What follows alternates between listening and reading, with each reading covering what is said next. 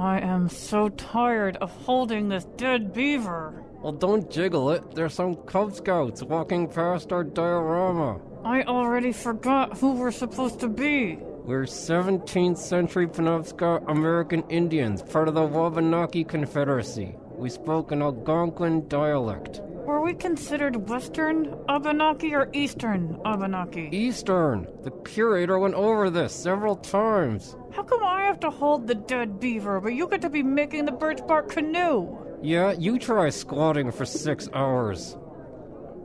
How long before the fake human figurines are repaired? They're saying 2 more days. Oh, no, look at that stupid kid. He's totally got jelly all over his hand. Stay away from the glass, kid. And there it is. Purple handprint we have to look at for the rest of the day. He's pointing at something in here.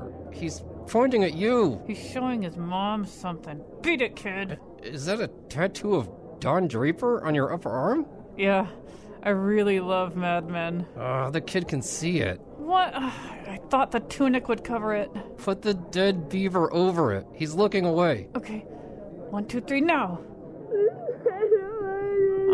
He saw it. He's screaming that the Indians are moving. Oh, we have a situation here. You know, I'm just gonna play this all the way out. Spawn of our white oppressors, we have returned to kill you and reclaim our lands. Okay, they're both screaming and crying now. Let's go get some coffee. Meanwhile, here's a show about the perilous plight of dioramas.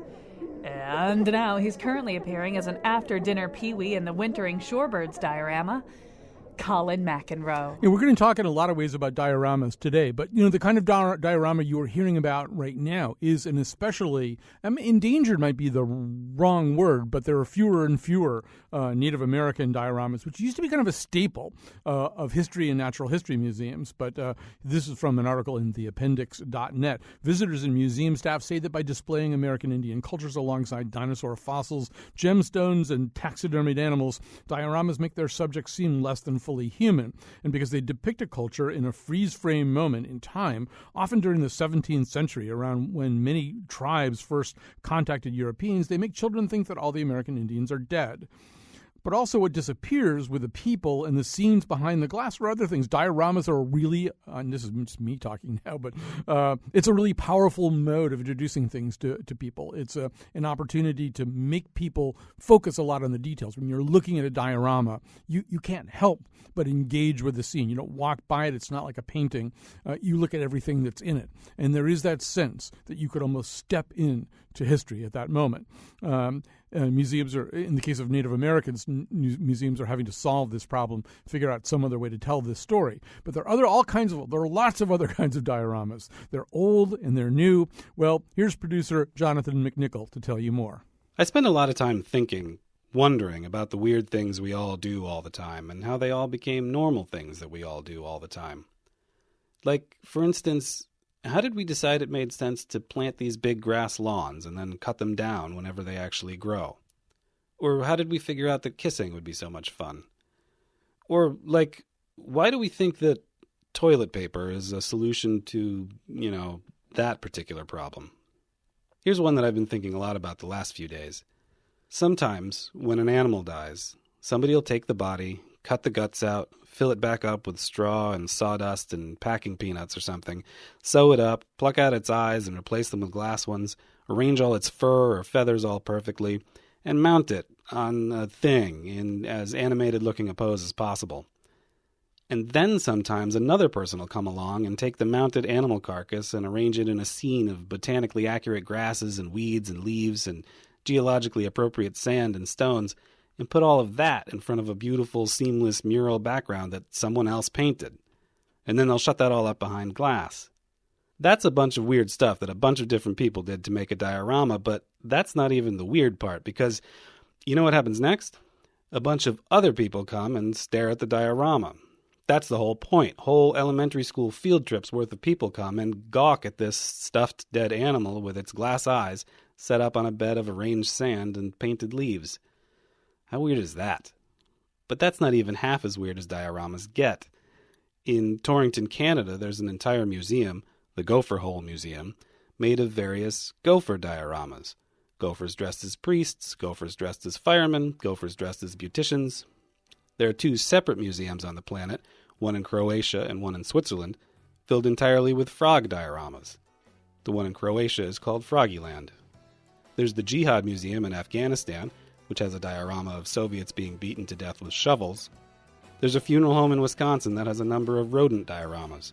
Squirrels playing basketball, cowboy chipmunks. They're there to lighten the mood for mourners. And there's a funeral home in Puerto Rico that makes life-size dioramas for viewing the dead.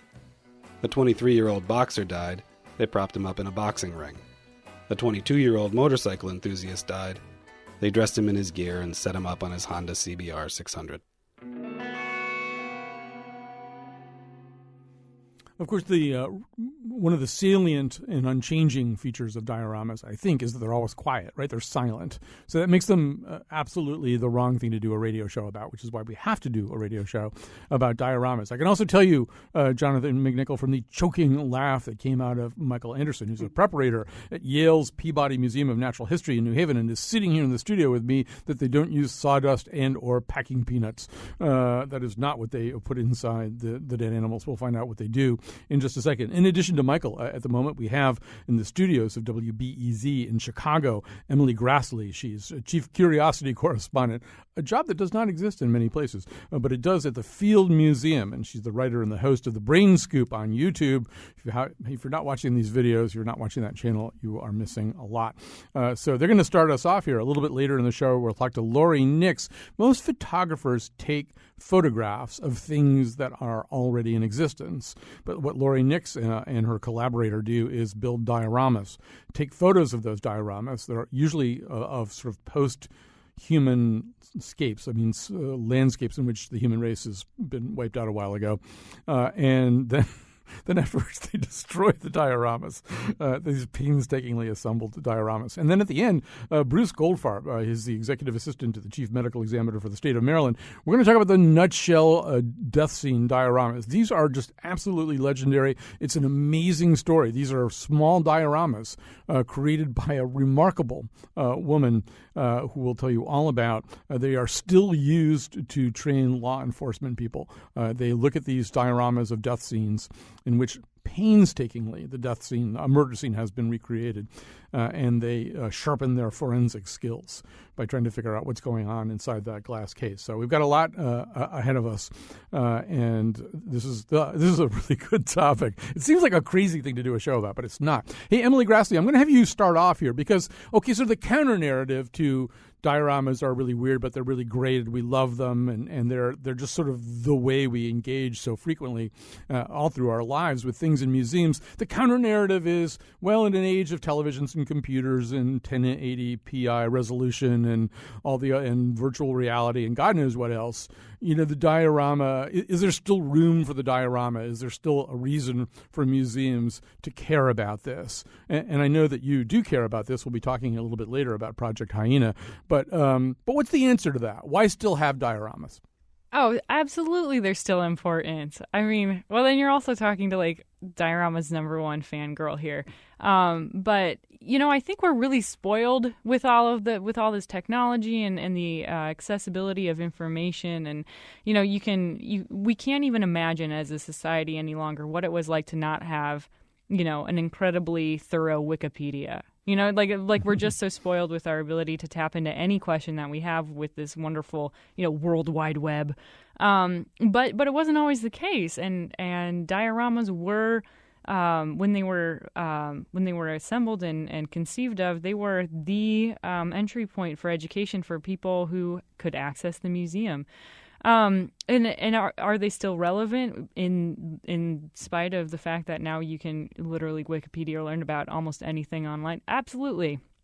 For, a number of reasons, including the motivation which inspired people to create them in the first place.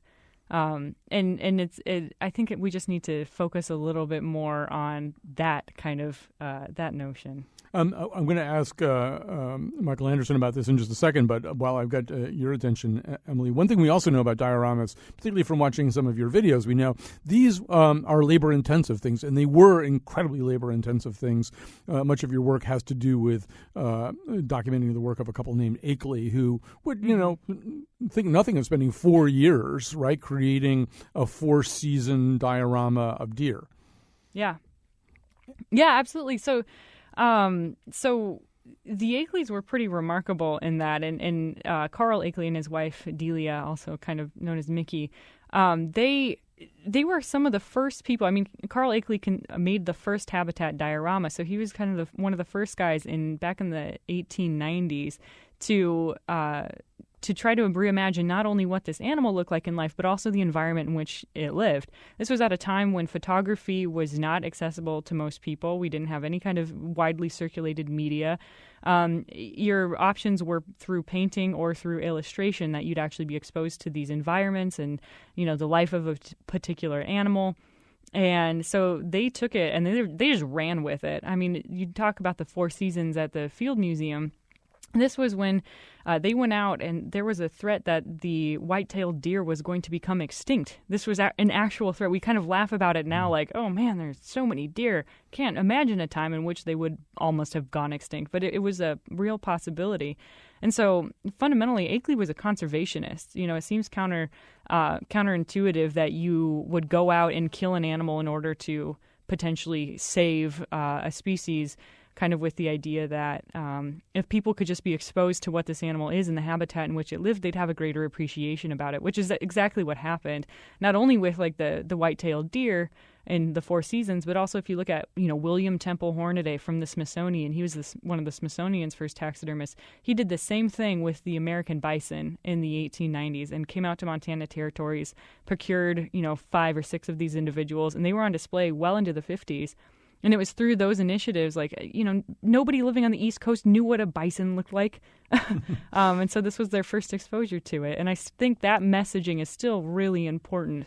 And you can, not to be a total downer, but you kind of start thinking about habitat loss and human impact. And yeah, right now we're kind of laughing at the quirkiness that is dioramas, but give it 50 or 100 years and museum dioramas might be the only places where you can actually see the physical remains of that animal in that habitat. The Akeleys are also, I think, the only couple ever to have their marriage broken up by a monkey. But you'll have to read Emily's blog to hear that story. We're not going to tell it to you right now, but it is true. You could read his autobiography. I mean, not his autobiography, but just this monkey, JT Jr., has his own biography written by Delia Akeley. Yeah, it's a roman à clef. All right, so Michael Anderson. So we're talking abstractly, or not abstractly, but we're talking at one remove from dioramas. You get there down and dirty and make dioramas. You're what's called a preparator. What does a preparator do? Well, I am in charge of the museum dioramas at the Peabody Museum. We have 12 dioramas. 8 of them are painted by James Perry Wilson, and the other 4 are by Francis Lee Jacques. And those are 2 of the superstars of diorama construction painting. In what period did they work? Well, Wilson was the first. He was there in 1944 and continued working. He finished 3 dioramas in the 1940s and then came back after he retired from the American Museum in New York in 1956 and worked till 1963. And Francis Lee Jacques was there in the early 50s. So that's basically the time period of our dioramas. We just got a new diorama. I was able to procure one from the Canadian Museum of Science that James Perry Wilson had painted, and the Canadian Museum of Science had put it in storage, and I was able to get that for permanent display at the Peabody Museum. What's it a diorama of? It's Point Pelee warbler migration, and it came without a foreground, so I built the foreground for it. So explain what a foreground would be in a situation like that. Well, so habitat dioramas are what's people associate natural history museums with, and they're a painted background usually with taxidermied animals and fabricated plants, plant material. In this case, it was a sand dune, and I had to make flowers, and I had to make a yew plant and some various things like that.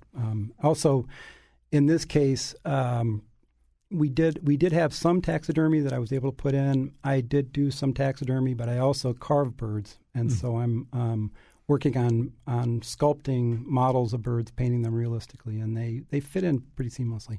So I want to talk about foregrounds again for a second, because this is something, I mean, back to Emily's point about the Akelys and like how long this could take, right? I think Mrs. Akeley would make these leaves, thousands and thousands of leaves. I mean, once you commit to a foreground that has foliage in it, you could be talking about a lot of work.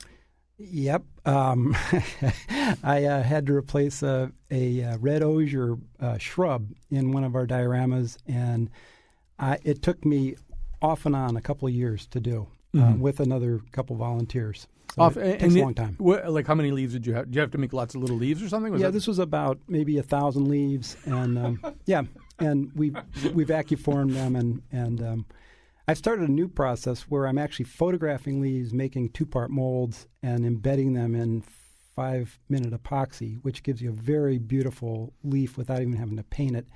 And it's translucent, and it's much nicer than the vacuformed. Yeah. But it takes a long time. And Emily, do we know how Mrs. Akeley made all those leaves? What did she do? Yeah. A similar process from what that sounds like. There are 17,000 leaves in the Four Seasons dioramas. So I think she caught a break with winter. Didn't have to make a lot of leaves in that scene, but she poured every single leaf into a mold. It was a wax mold, and then she would paint every single one of them and affix them and put wires in them. And I mean, so Jay Kirk wrote the book Kingdom Under Glass, and there's this really great recreation. He kind of recreates the scene of her sitting in her studio with the hot wax dripping and what it must have been like. And she didn't know where Carl Akeley was, and was he on an expedition? Was he dead? And here she is just with her 17,000 leaves. I mean, that's dedication. I can't remember the last time I ever spent that amount of time on anything.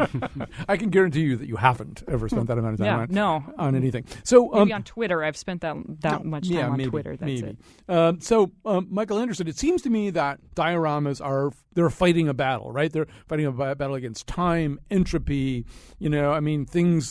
Things crumble, things get old, air gets in and moisture gets in where it's not supposed to get. So I assume a lot of your work is sort of the work of keeping the dioramas from falling apart or decaying or degenerating. That's true, and luckily our museum is very committed to our dioramas, so they are putting a priority on their restoration and their care. And I've basically been taken off all the temporary display work now to work on the dioramas and our Connecticut Bird Hall, which is a taxonomic lineup of Connecticut birds. Do you have a way that you explain to people why a diorama is special, why it's superior to a dozen other ways that we might try to introduce somebody to a natural scene or a natural history? Well, I came in 1980 at the American Museum in New York, and I came in as a snotty art student, and I came and I looked at those dioramas, and I said, God, that's weird.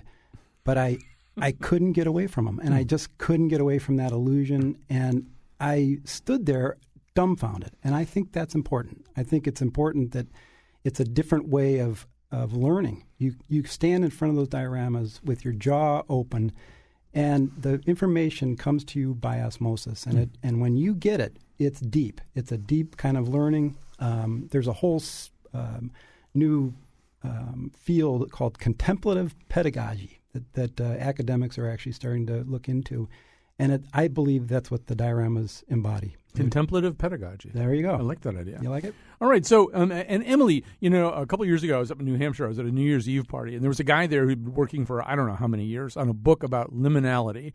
And I was like the only person at the party who A, wanted to talk to him, and B, knew right away what he was talking about, liminality being that notion of being on the threshold of something. And it seems to me that dioramas are a great example of liminality. They're not virtual reality. You're not going to put goggles on and walk around and pet the deer or interact with, whatever it is inside the case. You're not doing that, but you're also not removed from it the way that you would be with other kinds of exhibits that you just, were looking at a painting or any of the other ways that there's a way that you're standing right on the threshold of something. You could almost step into it, but you're not allowed to. Does that make any sense? Oh, yeah, absolutely. And I mean, I think what you're getting at, I imagine the first time I walked in front of the moose diorama at the Field Museum. I mean, unless you're standing right there next to a moose, you never really get the sense of scale. And then so you walk up to it, and there's this huge bull moose. I mean, it's probably 10, 11 feet at the head, and with this huge rack of antlers. And, then you have this little nuclear family scene and the rest of it. But you stand there, and you're just like, oh, my God, these animals live all over North America. This is crazy. And these are individual animals. Yes, these are dead moose. They have been kind of reanimated, one thing, but they're more than that. They're representations of all of this wildlife and all of this biodiversity. And then you're standing in front of this thing and you start to kind of have this existential moment. You're like, oh my gosh, I'm part of something way larger than myself. I never spent so much time thinking about leaves or the environment in which these animals would live, and all of a sudden I have a greater understanding and appreciation of how wild they are and how unlikely this is all becoming. And I mean, that happens, time and time again, standing in front of these things. And you can't replicate that in a zoo. You'll never get that close to an animal to put yourself in the perspective of that creature. You will probably only get that moment in a moment of terror if you run into one of them in the wild. You don't want to run into a bull moose in the wild. No, that's not contemplative pedagogy. If you actually run into the actual moose. That's panic. That's like, I'd appreciate this animal if I wasn't so scared. Right. And so it really is this moment where you're at peace and you can come and you can approach this unapproachable creature and have that kind of interaction. It's amazing. And you start to notice things about it that you wouldn't see in an illustration, you wouldn't gather from a photograph. It really is quite remarkable.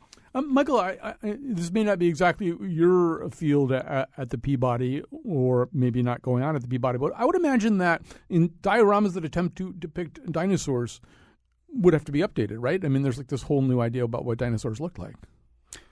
Well, the closest I can get to is our Age of Reptiles mural painted by Rudy Zallinger back in the 1940s. And indeed, it is quite out of date, and there's a whole lecture panel that talks about how the science has been renewed over time. With the dioramas, you have something different, which is you have extinction. We have extirpation and extinction, where those organisms and those plants don't exist any longer. And so they are, like you said before, they're moments of time, and they capture that. But then you can use those to teach how the habitat has changed, ecology has brought that about, and human impact has made things removed and gone. So, Emily Grassley, there aren't many new diorama projects, but you're kind of spearheading one of them, and it's not an entirely new project. This is this is diorama space that was uncovered behind a wall at the field, and so it was kind of like, your diorama in this space, as they say. So explain what you decided to do, or somebody decided to do.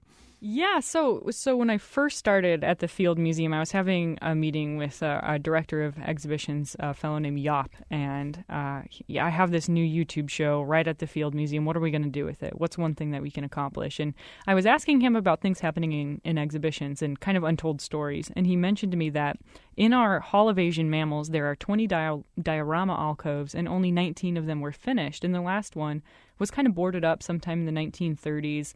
And painted over. They slapped a big map of Asia on it and kind of walked away. And we can't exactly figure out why or how. A collective thought of World War II was a big, obviously priority and used a ton of resources that should have gone to the war effort and not museums, and Great Depression era type things, and we didn't have enough funding, and then public favor kind of fell out. So other priorities came up. It's all speculation. We don't really know.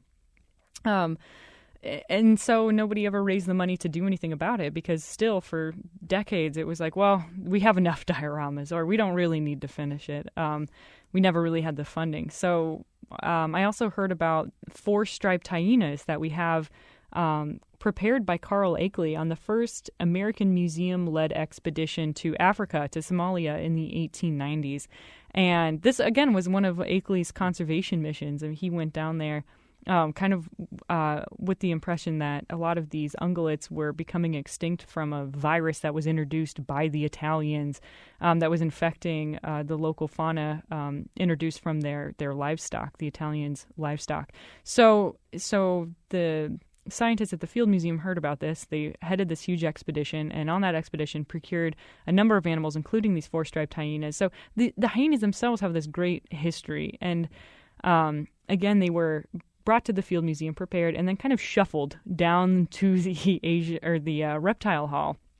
So when you're in the reptile hall, you're looking around, and it's like Komodo dragon. Here's a mural of tadpoles, and then four-striped hyenas. They're pretty out of context. So we put these two things together, and the Brain Scoop has a fairly wide digital audience, and more importantly than that, it's a community of really impassioned natural history lovers, so people who love museums, and they love what we're trying to do. So we posed it to them, help us build this diorama, help us move these four-striped hyenas into this previously unfinished diorama space, and we'll document the process. And we'll be one of those institutions that gets to create a brand new diorama. And we did it. We raised 91% of the money through Indiegogo over a period of 6 weeks last spring. And just this morning, I was down in the exhibition space talking to Aaron Delahanty, who's our staff artist, and he was busy working on the mural. It's all coming together. It took my breath away. It's really something else. Yeah, it is great news for those poor hyenas who've been sitting there in the reptile room going, WTF? Why are we in a reptile room? All right, we're going to take a quick break. We'll have Michael and Emily back. Next, we're going to talk to Lori Nix, and we have all kinds of surprises for you. Just stay with us.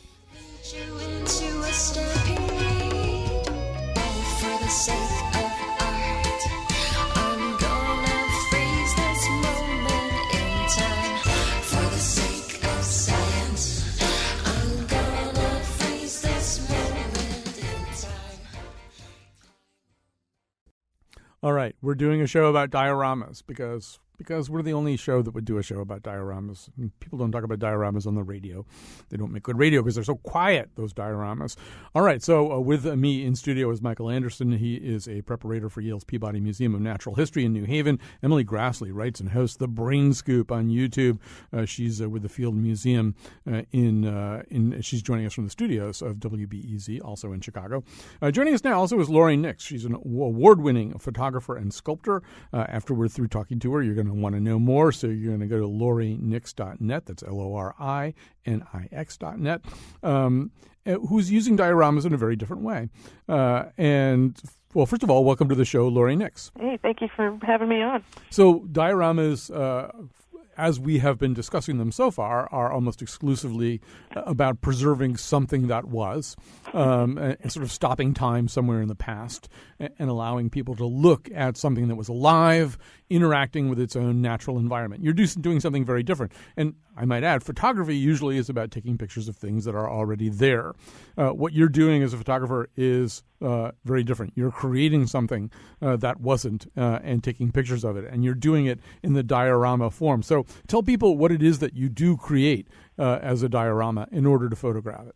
Oh, sure. So I actually build these in my Brooklyn apartment with my partner, Kathleen Gerber, and for the last 10 years, we have been building architectural interiors of a future that could be. So I'm making interiors of libraries, museums, science centers with the idea that mankind has been eradicated. We've done something to move ourselves off the face of Earth.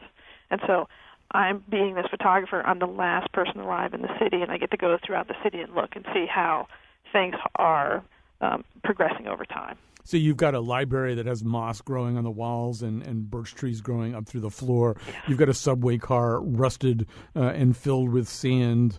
You've got evidence that mankind has been, to use Michael's words, extirpated. People aren't there anymore. This is what it's all going to look like. So, but dioramas ordinarily are created to stay as long as possible and for people to look at the dioramas. You're not creating these dioramas for anybody to look at. You're just creating them to photograph them, right? Right. We spend about 7 months to create a scene. I take about a week to photograph it, and then once I have the photographic image I dismantle these guys, throw away some parts, recycle whatever I can, and move on to the next scene. That's so Tibetan sand mandala.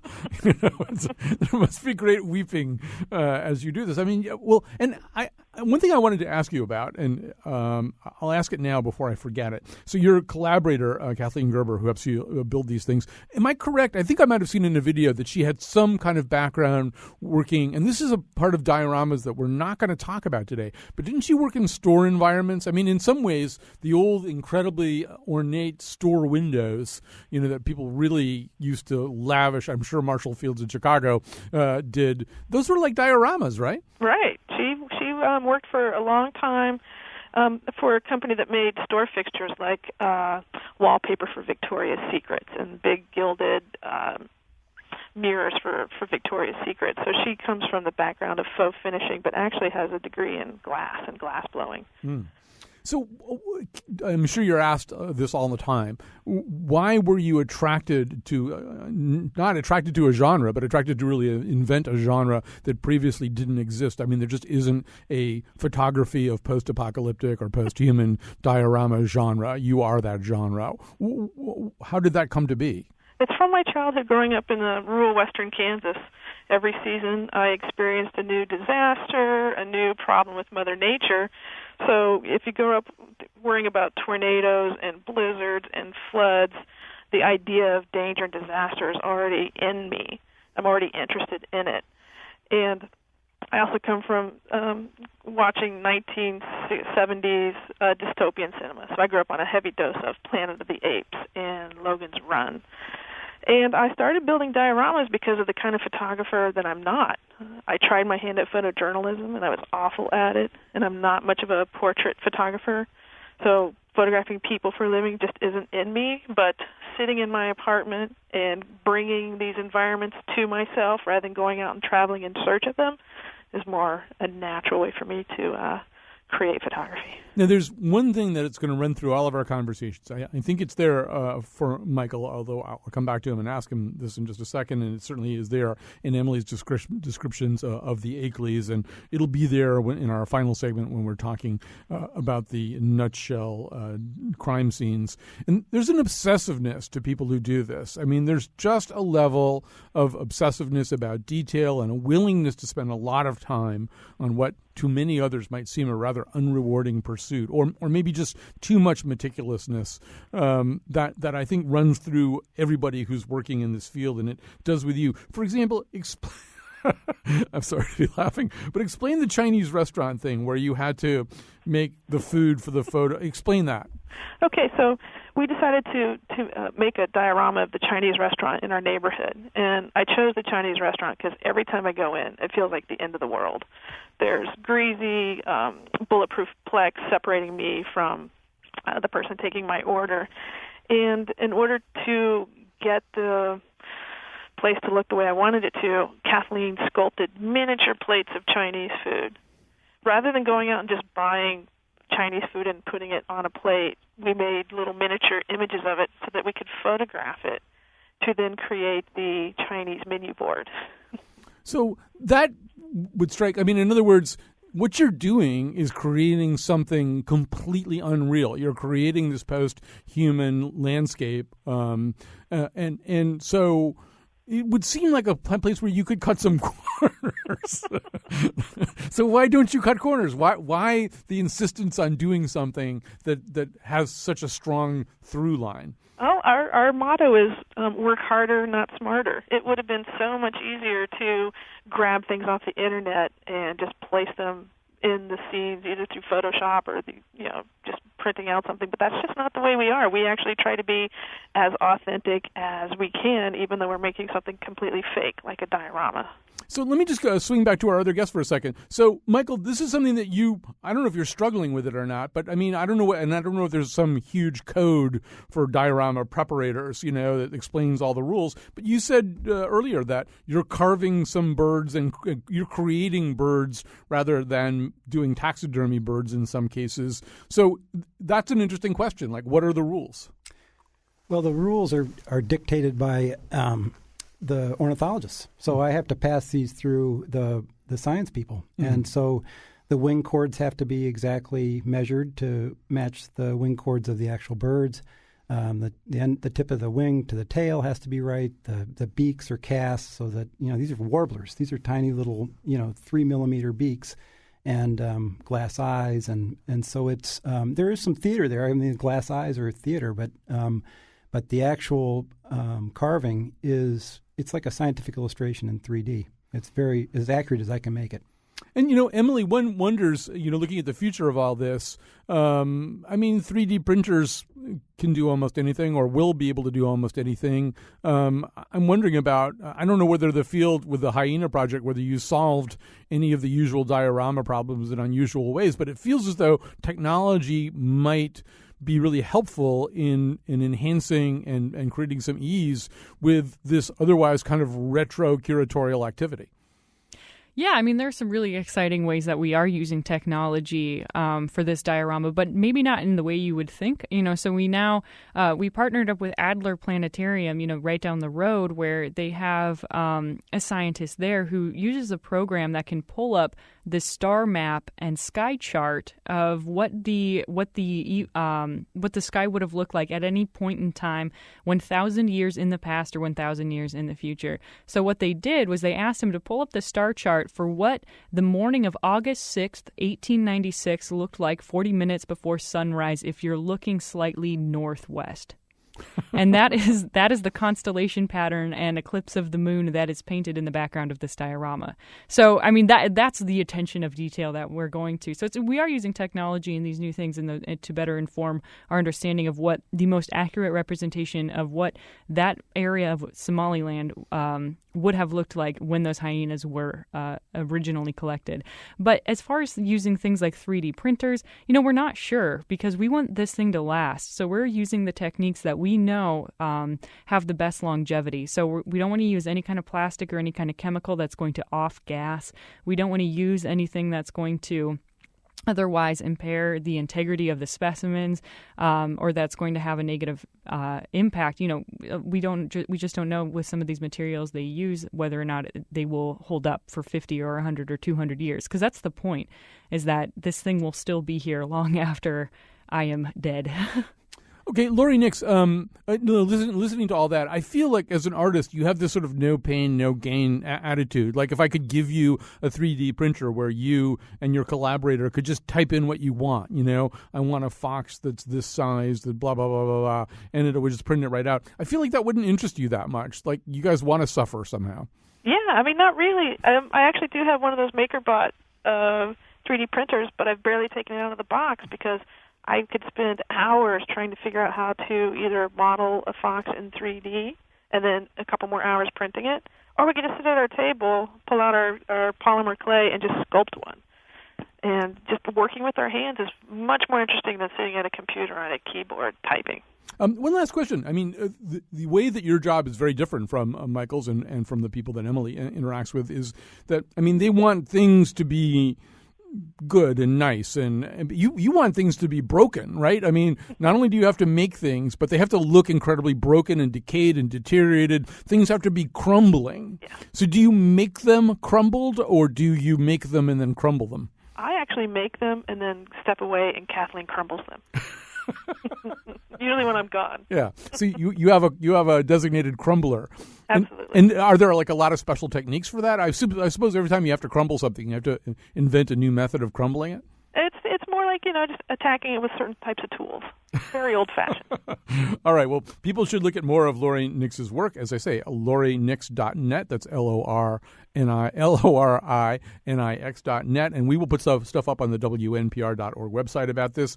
I've got Michael and Emily with me. We're going to take a break. We're going to come back. We're going to tell you about the nutshell, unexplained crime scenes.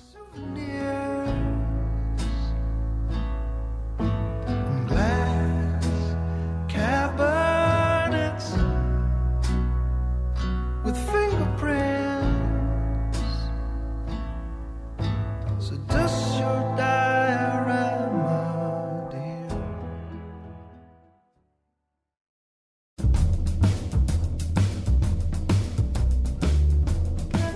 dear. This diorama shows early 21st century radio producers making the show.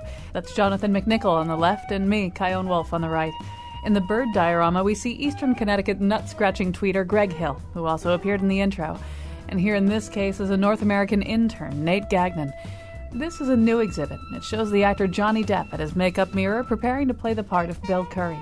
For show pages, articles, and a diorama showing little bitty, teeny tiny, eensy-peensy figurines of the Here and Now staff, visit our website, wnpr.org/Colin. And now, back to Colin. All right, we've got one more type of diorama to tell you about, and then Michael and Emily will also help me wrap this topic up here. But so when we started doing this, I mean, there's so many kinds of dioramas that we could talk about, so many specific dioramas. I would urge you if you want to get an even broader sampling, go to our friends at Atlas Obscura. They have an entire category at the Atlas Obscura website called Dioramas, where they've just found very interesting dioramas all over the world. And one of the ones featured there is one of the ones that we're going to talk about right now, because you can't do this show and not talk about this. It's such an amazing story. And the thing itself is amazing, and then the way that it came to be is also amazing. These are the so-called nutshell dioramas of unexplained deaths. They reside now in Maryland. We're going to tell you why. To help us do that, Bruce Goldfarb from the Office of the Chief Medical Examiner for the state of Maryland. Bruce Goldfarb, welcome to our conversation about dioramas. Hi, Colin. Real nice to talk with you today. So we're going to talk about these nutshell studies of unexplained death. But first, we have to talk about the reason they exist, and that is this remarkable woman, Frances Glessner Lee. This is a woman who was born in the latter years of the 19th century and wanted to be more than her family would let her be, right? This was a time when she was born into a very wealthy family, and wealthy young women were not really expected to do much of anything, including go to college. She was sort of held back. But Bruce Goldfarb, what did she want to do? I think that she would have liked to have been a doctor or a nurse, and didn't have the means on her own to be able to go to college. So she was very well educated, homeschooled, tutored, as it were, and was very well read, skilled in music and art, and traveled Europe, and was very worldly, but didn't have the formal higher education. So that is true. And then somehow or other, through a family friend, she became aware of the fact that crime scenes back in her day often were not very well maintained or handled or policed at the time of the murder, right? You had police just walking around doing all kinds of stuff that we would consider pretty stupid right now. That's true, and there was very little. She became interested in death investigation through a friend of her brother, Dr. George Burgess McGrath, who was a pioneering medical examiner and regarded as the Sherlock Holmes of America. And he was a family visitor and spent a lot of time and told her stories of cases he's working on, and she was really quite fascinated with it and wanted to do something to help the profession. And she gave a good chunk of money, millions in 2015 money, to establish the country's first program in legal medicine at Harvard University. And from that, and we're going to sort of have to jump forward just to cover this all in the time that we have, did come these dioramas that were of crime scenes. They're built, I think, on sort of a 1 inch equals 1 foot scale. Right. And these are her recreations of specific crime scenes that could be studied by people seeking to learn forensics. So right. Were these were actual crimes that had been committed, Bruce? They are. They're all based on actual cases. And aside from doing the program at Harvard, she also established this homicide seminar to train police officers. And so she began that. This is actually the 70th anniversary. It began in 1945. And bring everybody, these officers together to teach them about the medical aspects of death investigation. And she thought it wouldn't be great to be able to take everybody to a real crime scene and use that as a practice, which you can't do. So the next best thing was to make little crime scenes for them to use for practice, for study. which is what they are. Yeah, and so the thread that I said that's running through all this, every conversation that we have, is obsessiveness. In order to do this, you've got to be kind of obsessive. Now, these little tiny, well, they're not little tiny, but these small boxes, they're like Cornell boxes, but they show these actual murders, often these blood-spattered, blood-soaked scenes. I mean, the light switches work, the roller blinds work, there's a sewing machine that's about like an inch and a quarter high, and the needle is threaded. And she did all this stuff, right? Yes, she did. Well, for one, I think it was because of the craft itself. Miniatures were taken much more seriously back in the day, and she did have the means to do things. If you're going to do something, you don't do it halfway. You do it the right way, which is what she did. But she really felt very strongly that they had to be accurate and realistic to the finest detail.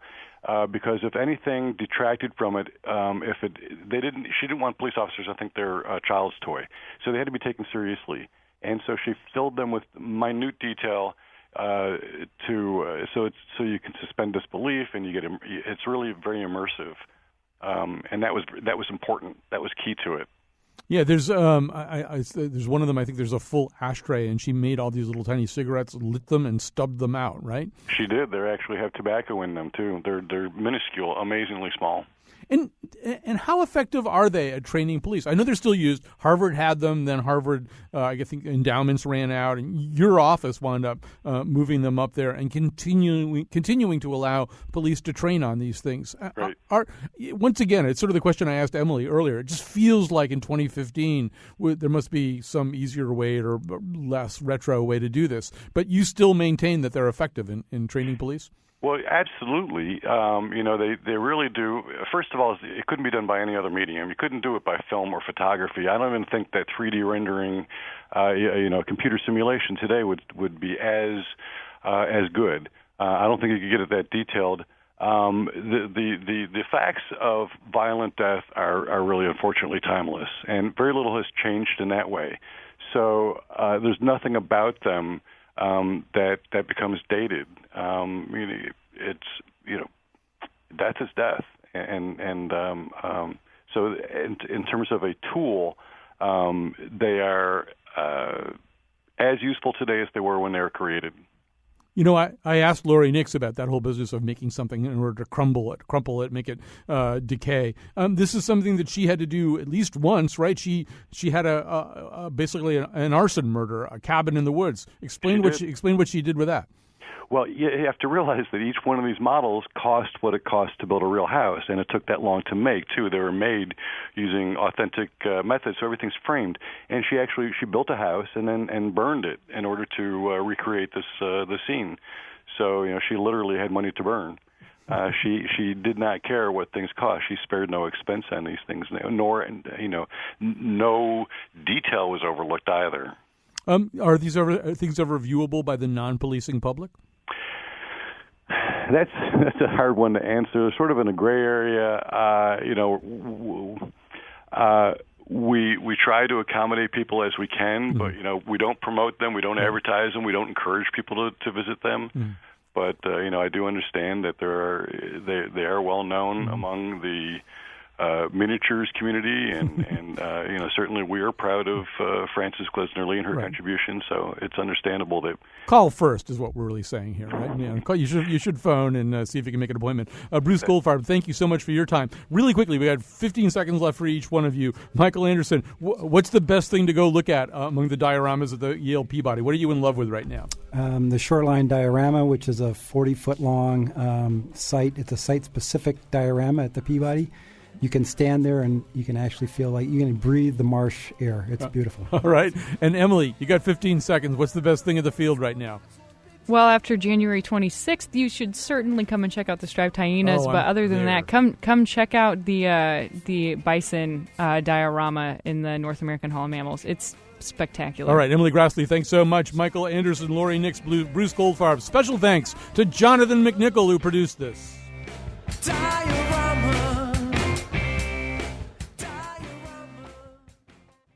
I think it's kind of cool. In this diorama, that's what this place looked like 2,000 years ago. Wait. What if those guys in there are real life and we're in the diorama and they're watching us? And Check out that squirrel's nuts over there.